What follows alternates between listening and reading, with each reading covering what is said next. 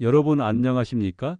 서울 강남에서 50년 넘게 내과를 운영해온 김정수 의사입니다. 오늘은 제 평생 의사 생활에서 가장 많이 마주친 질환 중 하나인 당뇨병에 관한 이야기를 나누려고 합니다.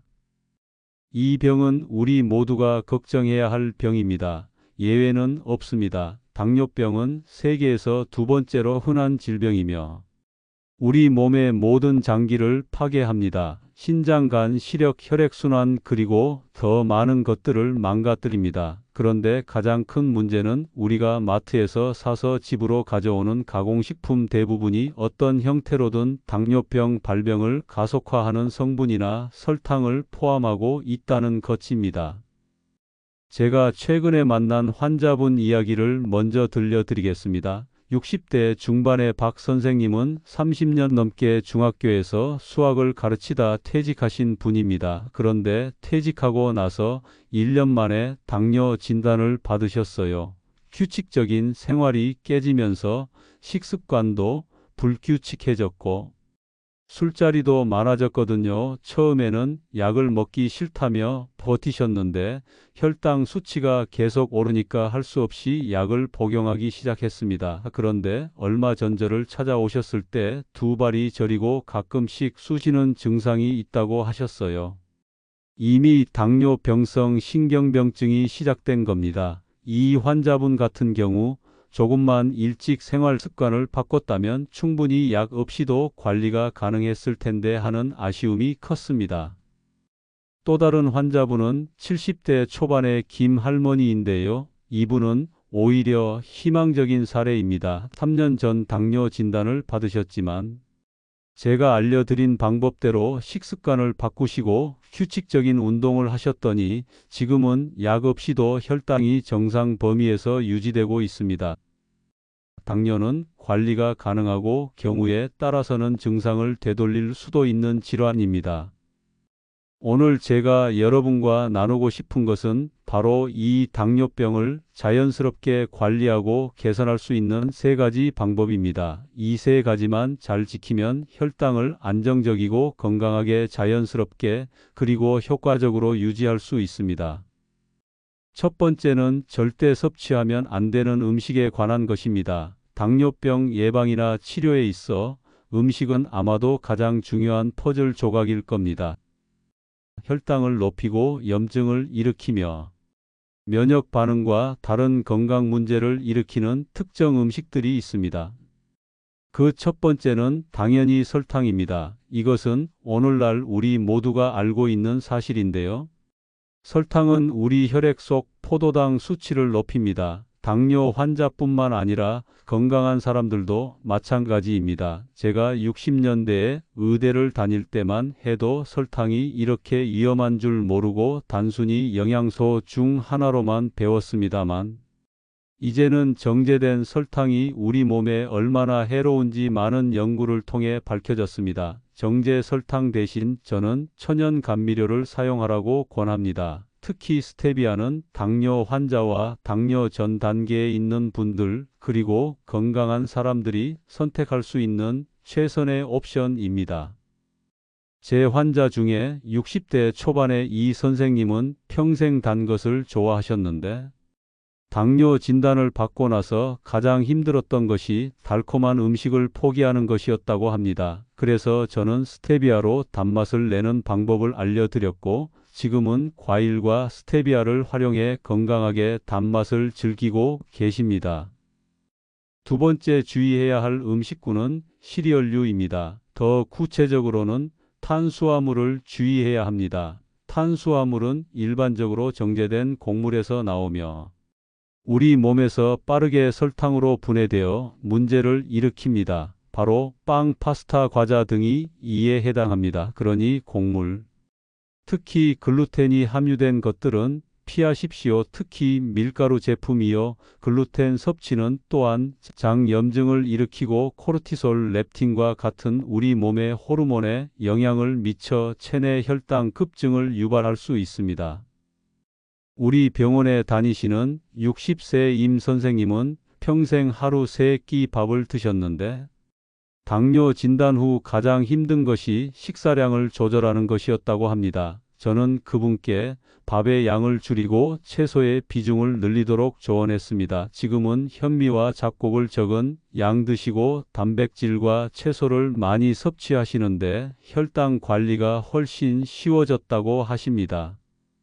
세 번째로 주의할 음식군은 수소화된 기름입니다. 우리가 알고 있는 기름도 문제가 될 수 있습니다. 식단에서 모든 종류의 수소화된 기름을 제거하는 것이 중요합니다. 예를 들어 대두유, 면시류, 옥수수유, 카놀라유 등이 있습니다. 이러한 기름들은 체내 염증을 유발하는 것으로 알려져 있으며 건강을 유지하는 데 도움이 되지 않습니다. 이런 기름들은 대개 매우 가공되어 있고 고온에서 처리되며 차단제와 표백제, 인공염료 등과 함께 사용되어 인체에 많은 문제를 일으키게 됩니다. 얼마 전 만난 오 선생님은 70대 초반인데 평생 기름진 음식을 좋아하셨습니다. 특히 튀김이나 볶음 요리를 즐기셨는데 당뇨 진단을 받고 나서 식용유 대신 올리브유로 바꾸시고 조리법도 찜이나 구이 위주로 바꾸셨습니다. 그 결과 체중도 감량되고 혈당도 안정되었다고 하셨습니다. 네 번째로 잊지 말아야 할 음식군은 당연히 알코올입니다. 술은 우리 혈액 속 당 수치를 급격히 높일 수 있고 심지어 간 독성까지 유발할 수 있습니다. 최근에 발표된 연구에 따르면 하루에 3번 이상 술을 마시는 사람들의 당뇨병 발병률이 43%나 증가한다고 합니다. 그러니 술은 멀리하세요. 그렇게 자주 마시는 것은 좋은 생각이 아닙니다. 저희 병원에 다니시는 정 선생님은 평생 영업직에 계셨는데 거의 매일 회식을 하셨다고 합니다. 그러다 당뇨 진단을 받으셨고 처음에는 술을 끊기 힘들어 하셨습니다. 그런데 제가 알코올이 당뇨에 얼마나 안 좋은지 설명드리고 최소한 일주일에 한 번으로 제한하도록 조언했더니 처음에는 힘들어 하셨지만 점차 적응하셨고 지금은 한 달에 한두 번 정도로 줄이셨다고 합니다. 그 결과 혈당도 안정되고 체중도 감량되었습니다. 두 번째 방법은 당뇨병을 개선하기 위해 정기적으로 섭취해야 하는 음식에 관한 것입니다. 당뇨를 개선하기 위해서는 제거해야 할 음식만 고려할 것이 아니라 더 많이 섭취해야 할 유익한 음식들도 고려해야 합니다. 그 첫 번째는 식이섬유입니다. 세계 인구의 90%가 매일 충분한 섬유질을 섭취하지 않고 있습니다. 식이섬유가 하는 일은 혈액 속으로 설탕과 포도당이 흡수되는 속도를 늦추는 것입니다. 즉, 우리 몸이 혈당 수치를 안정적으로 유지하도록 도와주고 해독을 돕고 전반적인 건강을 개선하는 데 도움을 줍니다. 제가 권하는 것은 모든 식사에서 조금씩이라도 섬유질을 섭취하는 것입니다. 식이섬유가 풍부한 최고의 음식으로는 견과류와 씨알류, 아마씨, 치아씨드, 그리고 녹색 잎채소가 있습니다.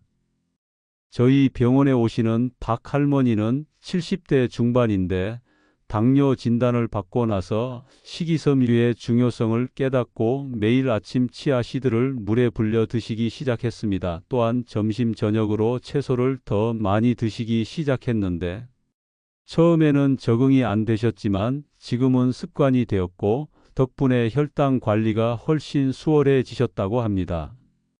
두 번째로 자주 섭취해야 할 것은 크롬이 함유된 식품입니다. 크롬은 대사와 당 연소에 관여하는 매우 중요한 미네랄입니다. 크롬 함량이 높은 식품은 또한 포도당 내성 인자를 개선하는 능력을 가지고 있습니다. 즉, 자연스럽게 우리 혈액 속 당 수치의 균형을 맞춰줍니다. 이런 경우에는 브로콜리와 껍질콩 풀을 먹고 자란 소고기, 유기농 식품 등의 음식을 드시면 좋습니다.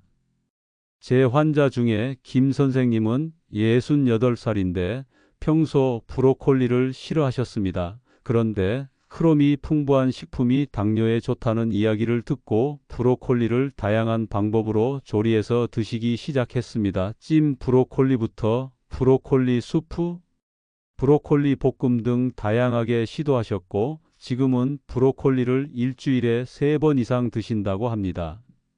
세 번째로 더 많이 섭취해야 할 음식 종류는 마그네슘이 함유된 음식입니다. 크롬과 마찬가지로 마그네슘은 우리 혈액을 돕고 혈당을 조절하는 데 도움을 줍니다. 대사를 가속화하고 당을 연소시키고 콜레스테롤을 연소시키는 등 많은 도움을 줍니다. 당뇨병 환자들은 일반적으로 마그네슘이 부족하다는 연구 결과가 있을 정도로 마그네슘은 매우 중요합니다. 마그네슘 함량이 높은 식품으로는 상추, 케일, 호박, 씨, 아몬드, 심지어 콩류도 있습니다.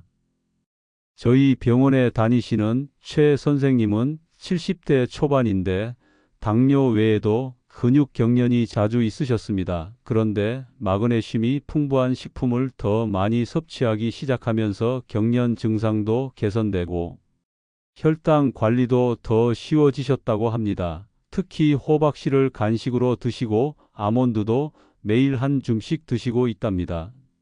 세 번째 방법은 보충제와 민간요법에 관한 것입니다. 보충제는 매우 중요합니다. 그 중요성을 충분히 이해하지 못하실 수도 있습니다. 보충제는 치료가 효과를 발휘하는 데 필요한 바로 그 트릭이 될 수 있습니다. 제가 만난 많은 환자들이 식이요법을 하고 운동을 하고 모든 것을 다 하는데도 보충제를 사용하기 시작할 때까지 혈당 조절에 어려움을 겪었습니다.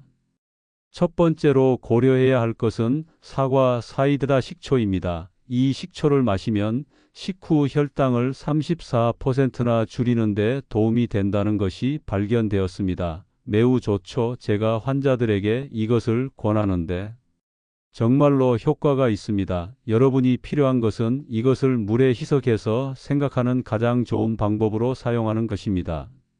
제가 만난 한 환자는 이 방법을 처음 들었을 때 의심스러워 했습니다. 하지만 식전에 물 한 컵에 사과 사이다 식초를 한 스푼 타서 마시기 시작했고 놀랍게도 식후 혈당이 눈에 띄게 안정되었다고 합니다. 처음에는 맛이 익숙하지 않아 어려워했지만 이제는 습관이 되었다고 하시더군요. 두 번째는 크롬 피콜리네이트입니다. 제가 방금 크롬이 혈당을 낮추는데 도움이 된다고 언급했는데 크롬 피콜리네이트는 사용할 수 있는 보충제로 하루에 200 마이크로그램씩 3번 복용하면 인슐린 감수성을 개선하는 데 도움이 됩니다. 당뇨와 치료법에 관한 연구에서 3가지 다른 연구를 평가한 결과 혈당 지수가 향상된다고 보고했습니다. 최근에 만난 정 선생님은 크롬 보충제를 복용하기 시작한 지 한 달 만에 공복 혈당이 15포인트 정도 낮아졌다고 합니다. 물론 개인차가 있겠지만 많은 환자들에게서 비슷한 효과를 볼 수 있었습니다. 세 번째 민간요법은 계피입니다. 계피는 어디서나 구할 수 있는 매우 일반적인 보충제이며 매일 복용하는 것이 좋습니다. 차나 보충제 형태로 복용할 수 있습니다. 많은 계피를 섭취하세요. 저는 제 환자들에게 계피가 많은 도움이 되는 것을 보았습니다. 물론 계피와 크롬 피콜리네이트 마그네슘뿐만 아니라 다른 성분들과 보충제도 있습니다.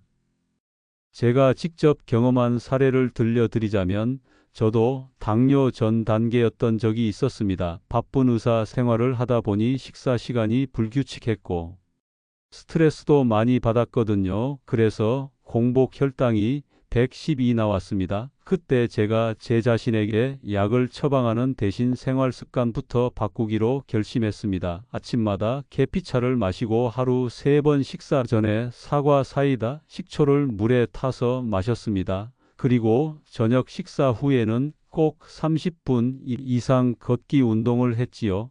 그 결과 석 달 만에 공복 혈당이 95로 떨어졌습니다. 이후로도 이 습관을 유지하고 있고 지금은 70대 중반인 제가 약 없이도 혈당을 정상 범위에서 유지하고 있습니다.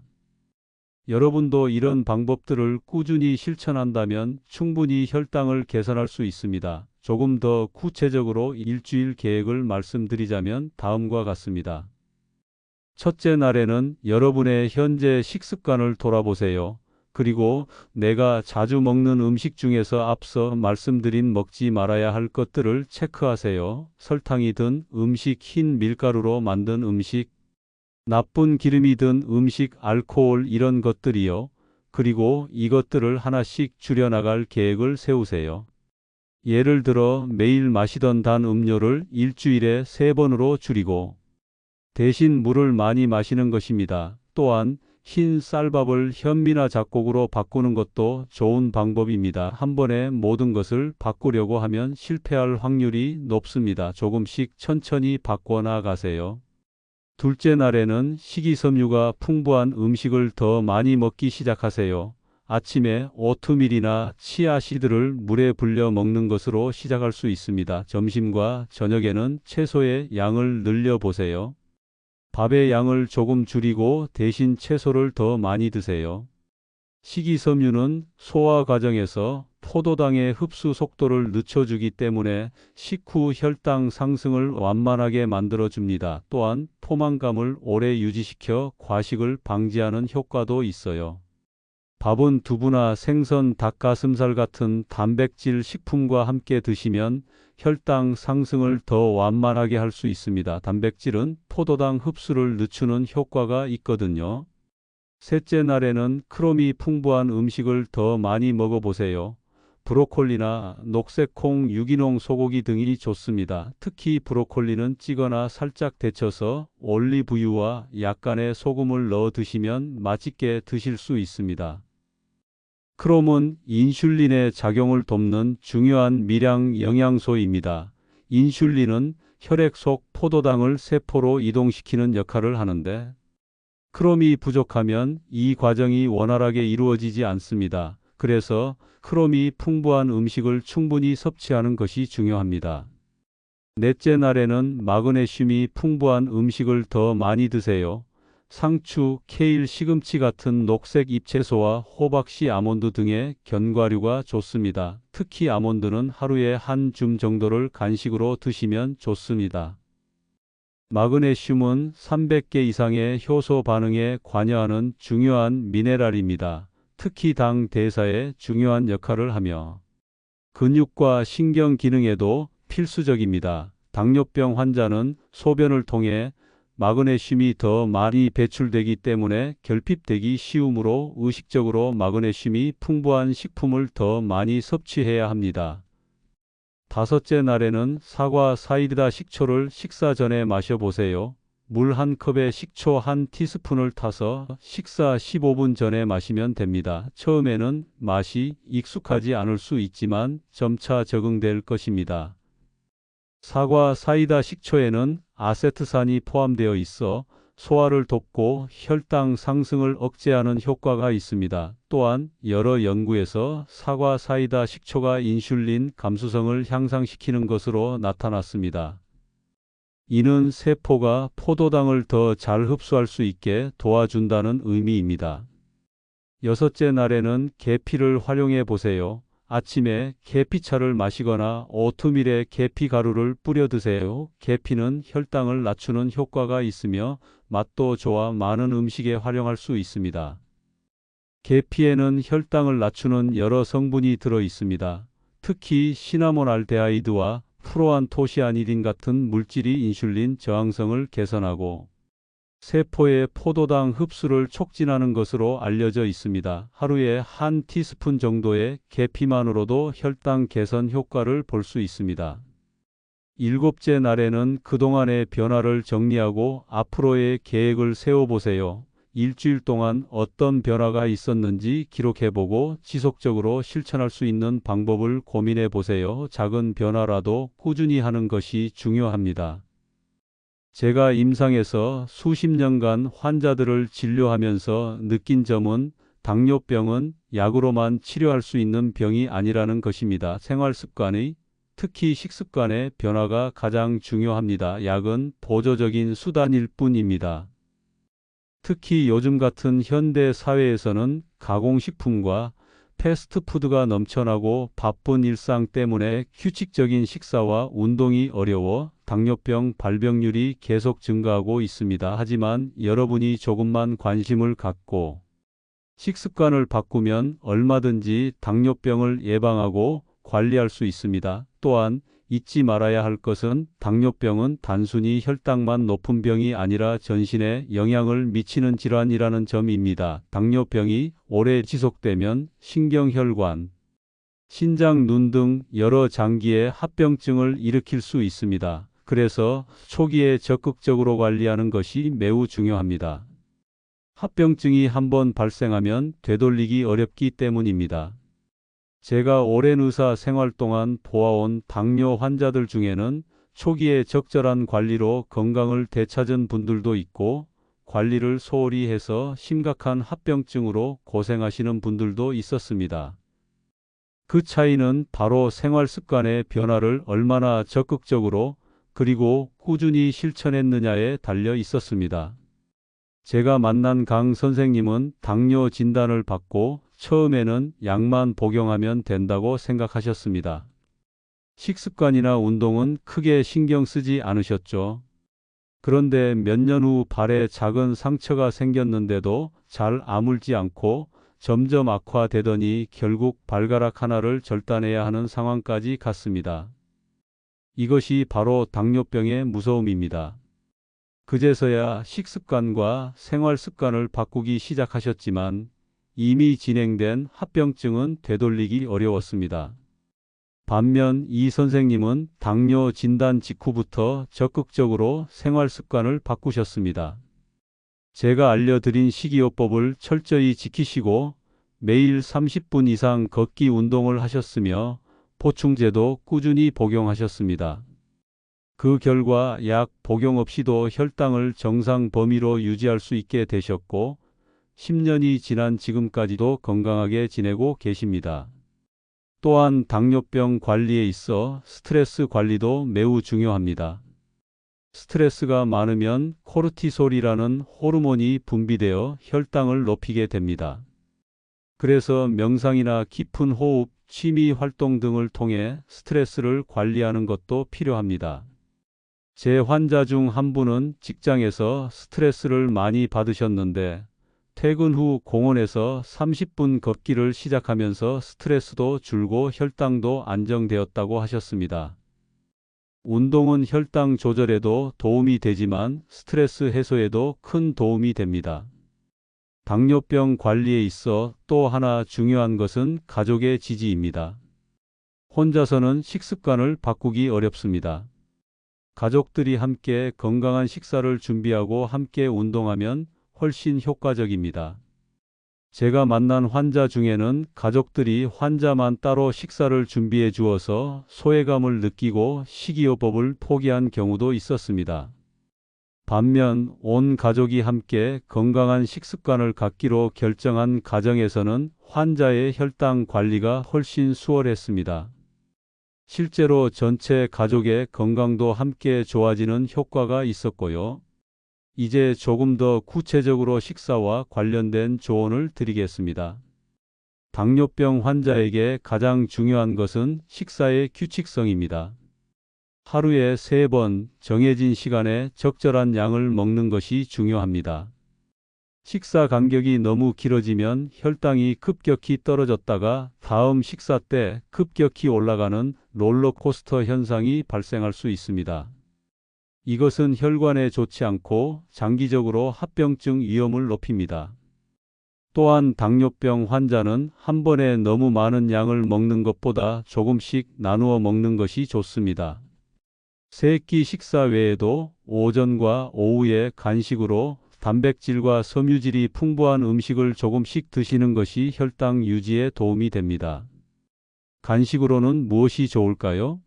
제가 환자들에게 권하는 건강한 간식은 다음과 같습니다. 첫째, 견과류입니다.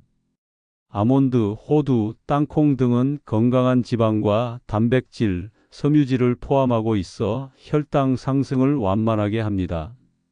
하지만 칼로리가 높으므로 한 번에 한 줌 정도만 드시는 것이 좋습니다.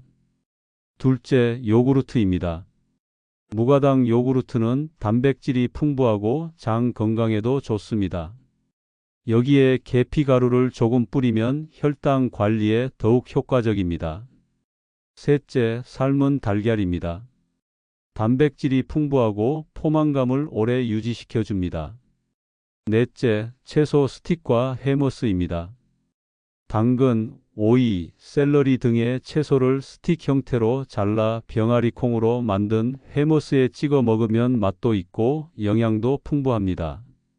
다섯째, 저당 과일입니다. 베리류, 사과, 배 등은 섬유질이 풍부하고 당 지수가 낮아 간식으로 적합합니다. 하지만 바나나, 망고, 파인애플 등 당 함량이 높은 과일은 제한하는 것이 좋습니다. 식사에 관해서도 몇 가지 중요한 원칙을 말씀드리겠습니다. 첫째, 접시의 반은 채소로 채우세요. 채소는 섬유질이 풍부하고 칼로리가 낮아 혈당 관리에 좋습니다.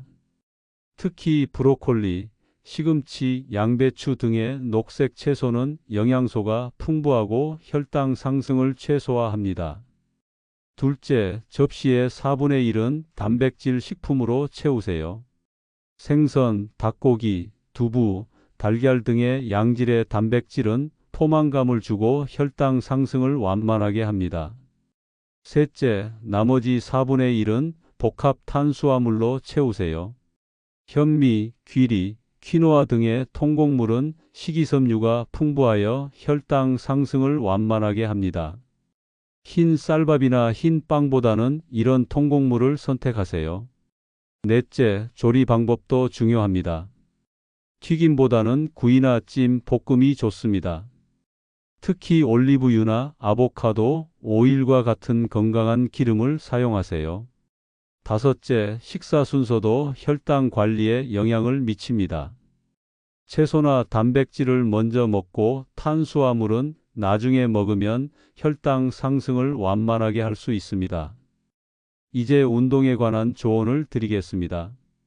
운동은 당뇨병 관리에 있어 식이요법만큼 중요합니다. 운동은 근육의 포도당 사용을 증가시켜 혈당을 낮추고 인슐린 감수성을 향상시키며 체중 감량에도 도움이 됩니다. 하지만 갑자기 강도 높은 운동을 시작하면 오히려 위험할 수 있습니다. 특히 고령자나 기존에 운동을 하지 않던 분들은 천천히 시작하는 것이 중요합니다. 가장 좋은 운동은 걷기입니다. 매일 30분 이상 걷는 것만으로도 혈당 관리에 큰 도움이 됩니다. 처음에는 10분부터 시작해서 점차 시간을 늘려가는 것이 좋습니다. 제 환자 중에는 처음에는 5분도 걷기 힘들어하던 분이 점차 시간을 늘려 지금은 매일 40분씩 걷고 계십니다. 그 결과 약 용량을 절반으로 줄일 수 있었고 체중도 10kg 감량하셨습니다. 수영이나 자전거 타기, 댄스 등 자신이 즐길 수 있는 유산소 운동을 선택하는 것도 좋습니다. 중요한 것은 꾸준히 하는 것입니다. 또한 근력 운동도 중요합니다. 나이가 들면서 근육량이 감소하면 기초 대사량이 떨어지고 인슐린 저항성이 증가할 수 있습니다. 일주일에 두세 번 간단한 근력 운동을 하는 것이 좋습니다. 근력 운동은 꼭 헬스장에 가지 않아도 됩니다. 집에서 할 수 있는 간단한 운동으로는 스쿼트, 팔굽혀펴기, 플랭크 등이 있습니다. 또는 작은 아령을 이용한 운동도 효과적입니다. 물론 운동을 시작하기 전에는 반드시 의사와 상담하셔야 합니다. 특히 당뇨 합병증이 있는 분들은 어떤 운동이 적합한지 전문가의 조언을 받는 것이 중요합니다. 이제 혈당 모니터링에 관한 이야기를 해볼까요? 자기 관리의 핵심은 바로 정기적인 혈당 측정입니다. 자신의 혈당이 어떻게 변하는지 알아야 식사와 운동, 약물을 적절히 조절할 수 있습니다. 이전에는 병원에서만 혈당 검사를 했지만 요즘은 가정에서도 간편하게 측정할 수 있는 혈당 측정기가 있습니다.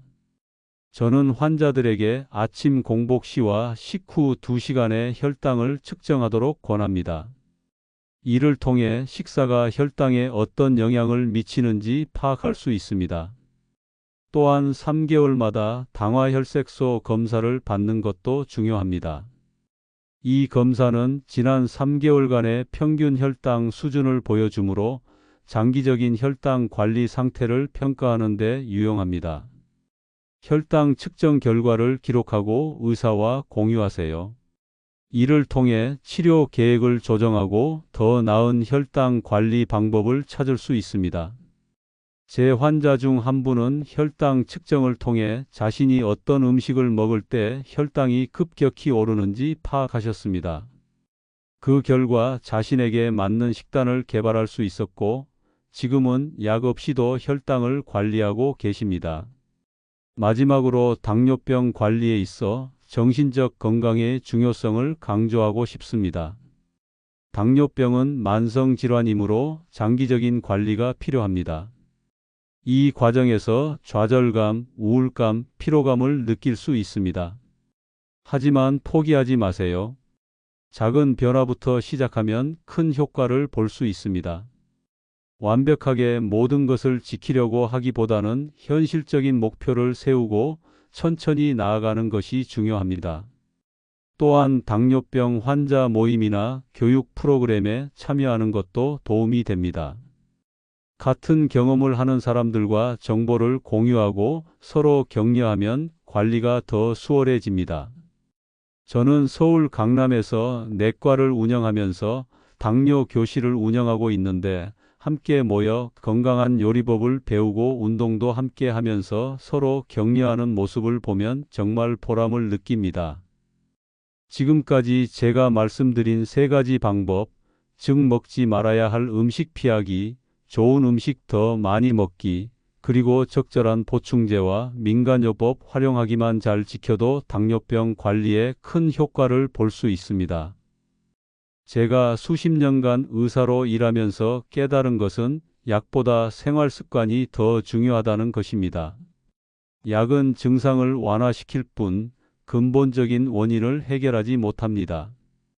하지만 생활 습관의 변화는 당뇨병의 근본 원인에 접근하여 진정한 건강을 되찾게 해줍니다. 여러분도 지금부터 시작하세요. 오늘 당장 한 가지만 바꿔보세요.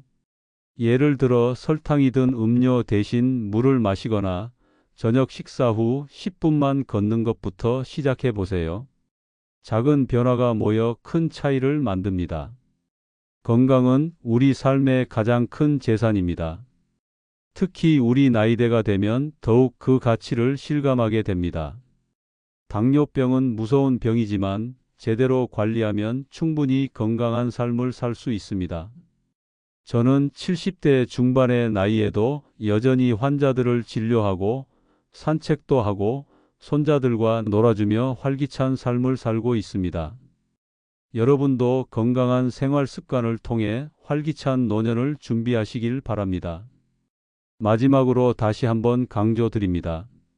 당뇨병 관리의 핵심은 식습관 개선, 규칙적인 운동, 스트레스 관리, 그리고 정기적인 혈당 모니터링입니다.